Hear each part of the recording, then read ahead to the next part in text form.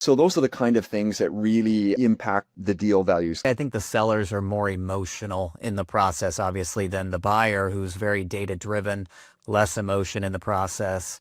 What do you think owners often think is more valuable than the buyers kind of give them credit for? I would say probably one of the key ones I see is, let's call them SOPs, right? Standard operating procedures. In other words, the playbook that makes the business run. A lot of owners, rightfully so, are very proud of how their business runs. They spent years developing that in concert with their employees.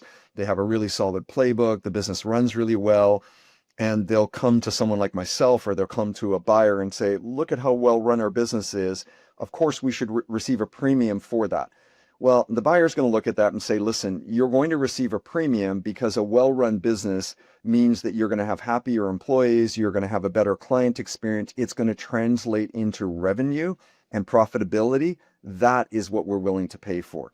So really effectively, the SOPs, they basically, the revenue and the profit become a byproduct of that. The buyer is willing to pay for that higher revenue and profit, not for the really well-developed SOPs.